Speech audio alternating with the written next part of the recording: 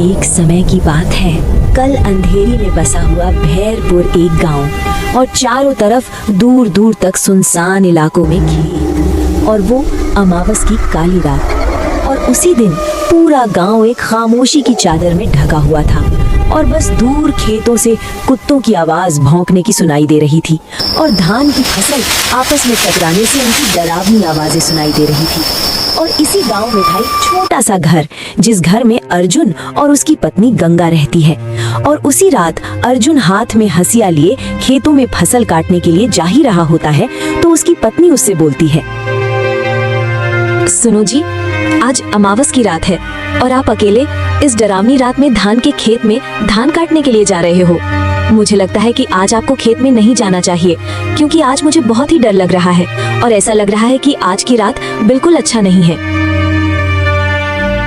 अरे ओ गंगा, तुम फालतू की बातें कर रही हो और मुझे भी डरा रही हो। अगर आज फसल काटने नहीं गया तो मेरी फसल बर्बाद हो जाएगी और फसल बर्बाद हो गई तो अपना घर का खर्चा कैसे चलेगा। और तुम चिंता मत करो, मैं बहुत जल्दी धान काट के आ जाऊंगा। नहीं जी, मुझे बहुत डर लग रहा है। आज आप मत जाइए खेत, क्योंकि पैसा तो फिर भी कमा सकते हैं, लेकिन जान है तो जहान है।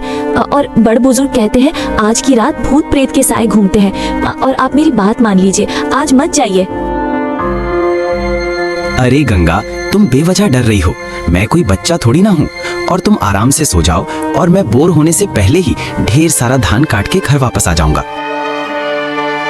अर्जुन की पत्नी ने अर्जुन को बहुत समझाया, लेकिन अर्जुन ने बात मानने के लिए तैयार ही नहीं था और वो इतनी रात को ही हांसिया लेकर खेत की तरफ निकल पड़ा।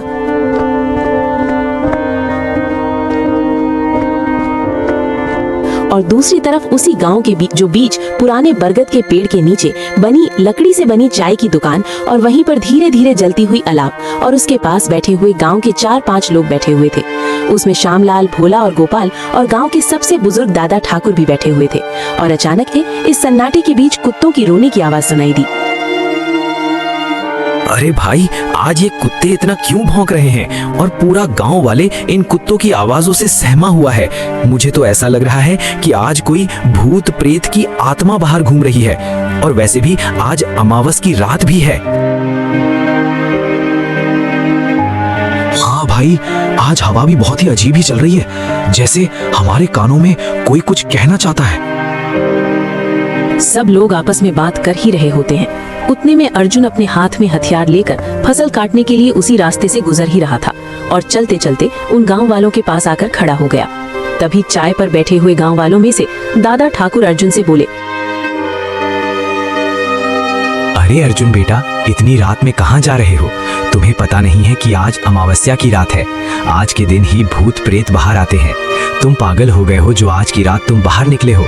और कौन ऐसा है जो अमावस की आधी रात में धान की फसल को काटने जाता है? बाबा, अगर मैं आज अपने खेतों में धान को काटने के लिए नहीं गया तो मेरे घर का खर्चा कैसे चलेगा? और घर में चूल्हा जलाने के लिए पैसों की जरूरत होती है और पैसों के लिए इतनी मजबूरी में भी मैं खेत में फसल काटने के लिए जा रहा हूँ।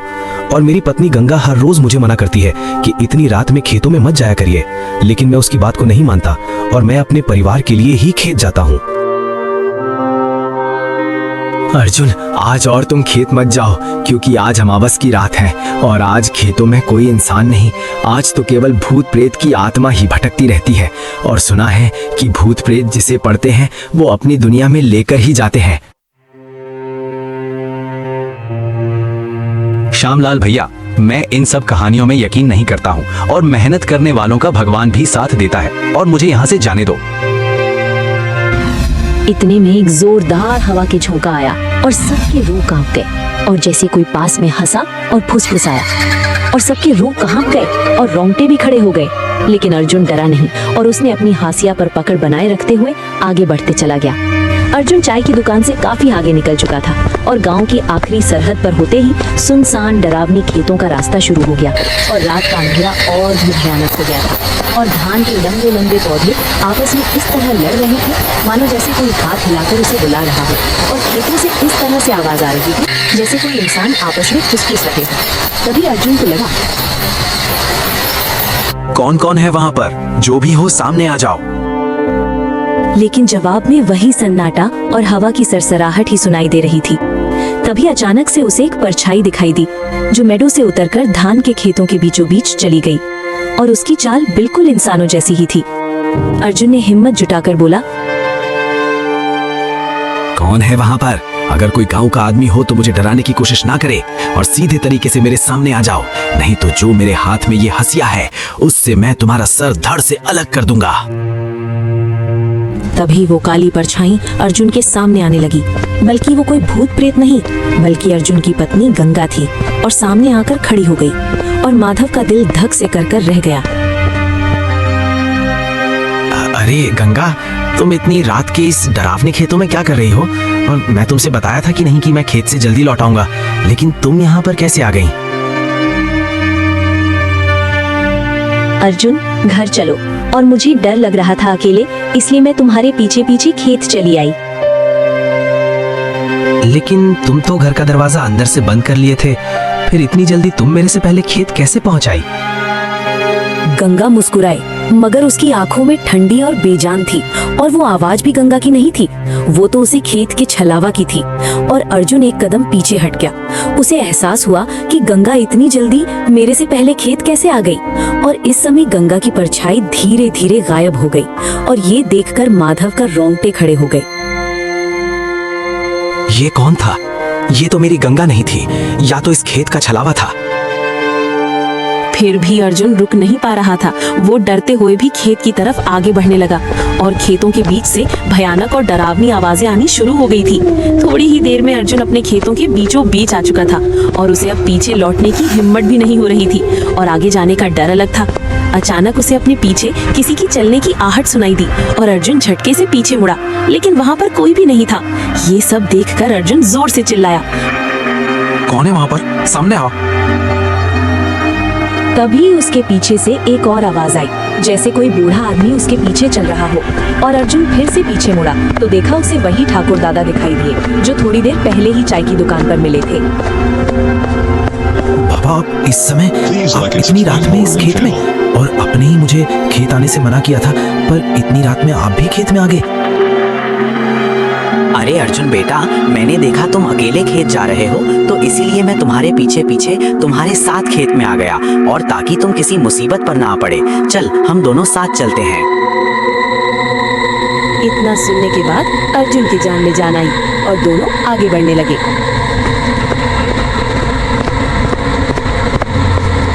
क्या हुआ बाबा? आप अचानक चलते चलते रुक क्यों गए? मैं तेरा ही इंतजार कर रहा था अर्जुन। आज मुझे मेरे हाथों से तुझे कोई नहीं बचा सकता।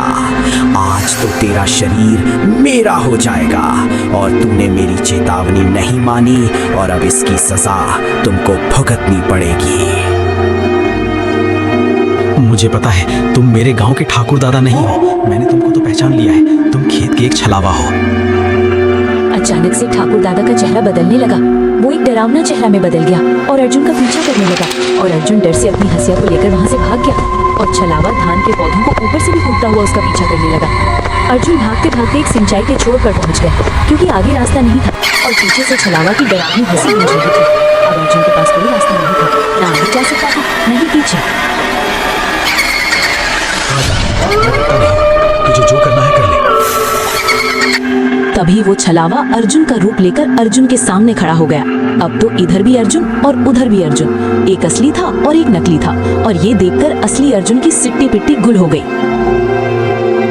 अब तुम क्या करोगे अर्जुन? अब तो मैं तेरा ही रूप ले लिया, और कौन सा तू और कौन सा मैं। अब तो तेरी पत्नी गंगा भी मुझे नहीं पहचान सकती और मैं तेरे घर जाऊंगा और तेरी ही जिंदगी जीऊंगा और तुम इस खाई में ही सड़ जाएगा। जैसे ही छलावा अर्जुन पर चालित करने वाला ही था और अचानक से वातावरण बदल गया और एक दिव्य प्रकाश चारों ओर फैल गया और उसके सामने एक बाबा प्रकट हो गए और वो बाबा कोई और नहीं बल्कि कबीर साहिब थे। जैसे ही बाबा सामने खड़े हुए, ये कैसी आग है? एक ऐसा रूल है, मुझे छोड़ दो। और कबीर साहब ने अपने अंतर्दृष्टि डाली उसे पर और चलावे ने धुएं में दहाड़ते हुए बोला, मैं अगली अमावस्या को फिर लौटूंगा और अगली बार ना नया बाबा होगा ना ही कोई गांव का इंसान जो तुझे बचा सकता है। ये बोलते ही छलावा घने अंधेरे जंगलों में कहीं सा गायब हो गया। अर्जुन तर तर कांप रहा था और वो बाबा के चरणों में गिर पड़ा। आप कौन है बाबा? आपने मेरी जान बचाई है, नहीं तो आज मैं इस दुनिया में जिंदा नहीं रहता। उठो बेटा, तुम पहले पिछले जन्म में मेरे शिष्य थे और मैं कभी अपने भक्तों को अकेला नहीं छोड़ता। अर्जुन, 84 लाख योनियों के बाद तुम्हें एक जीवन मिला है और तुम इसे व्यर्थ मत गवाओ। और अगर मैं तुमको आज नहीं बचता तो तुम्हें 84 लाख जन्मों तक भटकते ही रहना होता। और इस काल के जाल से निकलना है तो दीक्षा को और सच्ची भक्ति करो। महाराज, मुझे अपने शरण में ले लीजिए। मुझे इस डर से, इस जन्म चक्र से मुक्ति चाहिए। अर्जुन ने कबीर साहब से वही दीक्षा प्राप्त कर ली। पास के गांव में ही मेरा आश्रम है, मैं तुमको वहीं पर मिलूंगा। अब तुम अपने ऊपर निर्भय होकर घर जाओ। रात के 2 बज चुके थे। अर्जुन अकेला था, पर अब उसके मन में कोई भी डर नहीं था और उसने अपनी हंसिया हाथ में कसकर पकड़ी और बिना धान को काटे ही घर की तरफ निकल गया। और चलते चलते वो थक गया था और रास्ते में एक बड़े से पेड़ के नीचे आराम करने के लिए बैठ गया। और उसको कुछ समझ में नहीं आ रहा था कि अब वो क्या करे। क्या करूं अब? आगे का रास्ता साफ से दिखाई नहीं दे रहा है। ऐसा करता हूं, आज की रात इसी पेड़ के नीचे गुजार देता हूं और सुबह होते घर चला जाऊंगा। और अब तो मुझे कोई छलावा भी नहीं डरा सकता क्योंकि कबीर साहब मेरे साथ हैं। और वहीं दूसरी तरफ गंगा दरवाजे पर खड़ी होकर अर्जुन का इंतजार कर रही थी। अब तो रात के 3 बज चुके थे और सुबह होने ही वाली थी। और गंगा खुद से बातें करते हुए रोने हुए बोली, हे भगवान, अब तो 3:30 बज गए, लेकिन अभी तक उनका कोई पता नहीं। कहीं उसे छलावा ने उन्हें... नहीं, ऐसा मत सोचो गंगा। लेकिन आज गांव के कुत्ते भी अजीब तरह से रो रहे हैं। और बाहर कुत्तों की रोने की आवाज सुनाई दे रही थी और गंगा घर में बेचैनी से इधर उधर घूम रही थी और उसे एक पल के भी लिए नींद नहीं आ रही थी। और जैसे ही सुबह हुआ, वो श्यामलाल की चाय की दुकान के पास पहुंचे। वहाँ वही लोग बैठे थे जो रात को अर्जुन से मिले थे। दादा, ठाकुर जी अर्जुन कल रात से ही धान काटने के लिए खेत गया, लेकिन अभी तक घर नहीं लौटा और मुझे बहुत ही चिंता हो रही है। बेटी, तुम कोई चिंता मत करो और हम सब मिलकर खेतों की ओर चलते हैं, क्योंकि रात भर हमें भी अच्छी अनुभूति नहीं हुई। सब लोग अर्जुन को ढूंढने के लिए निकले और पूरा गांव खेतों की तरफ चल पड़ा। रास्ते में उनको एक दूसरे गांव का मजदूर मिला।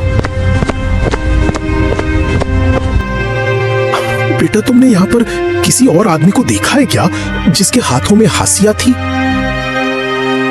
हाँ बाबा, मैंने देखा है। जिसके हाथ में हंसिया है वो उसे बरगद के पेड़ के नीचे सोया हुआ देखा था और वो बहुत थका हुआ लग रहा था, इसीलिए मैंने उसे जगाया नहीं। और वहाँ का रास्ता भी सही नहीं है। सभी लोग भागते हुए वहां पर पहुंचे। उन्होंने देखा कि अर्जुन पेड़ के नीचे सोया हुआ है और दादा ठाकुर ने उसे हिलाया और बोला, अरे ओ अर्जुन, उठ जा बेटा, देख हम सब तुझे ढूंढने के लिए आए हैं और तू ठीक तो है। और अर्जुन की आंखें खुली और खड़ा हो गया और सामने सबको देखकर चकित हो गया। मैं पूरी रात तुम सब यहाँ पर? अरे गंगा, तुम भी यहाँ? तुम घर क्यों नहीं आए? मैं कल रात से ही घुट घुट कर जी रही थी और मैं आपसे कहा था ना कि खेत मत जाओ। और अर्जुन ने सबको कल रात वाली बात बताने लगा। बाबा, कल रात मुझे उससे छलावा से आमना सामना हो गया और रात में ही वो गंगा का भेष बदल कर आया और आपका भी भेष बदल कर आया। और पता है, उसने मेरा ही रूप ले लिया था, लेकिन एक संत महाराज ने मुझे बचा लिया। लेकिन गांव वाले परेशान थे कि आज तक चलावे से किसी को बचाया नहीं जा सका, लेकिन अर्जुन तो उनके सामने खड़ा था। क्या? लेकिन ये कैसे हो सकता है? आज तक कुछ छलावा से कोई भी नहीं बच सका, लेकिन ऐसे कौन संत महान थे जो तुमको उसे छलावा से बचा लिए? क्या? लेकिन ये कैसे हो सकता है? आज तक कुछ छलावा से कोई भी नहीं बच सका, लेकिन ऐसे कौन संत महान थे जो तुमको उसे छलावा से बचा लिए? अर्जुन बेटा, हमें भी उसे बाबा के पास ले चलो, जिससे भूत प्रेत से बचा जा सके, क्योंकि अब वो छलावा चुप नहीं बैठेगा। तो हमें भी उन बाबा से मिलाओ जिसे भूत प्रेत डरते हों, ताकि आगे चलकर कोई भी दिक्कत नहीं आए। अगले दिन अर्जुन पूरे गांव वालों के साथ कबीर साहब के पास पहुंचा और सब मिलकर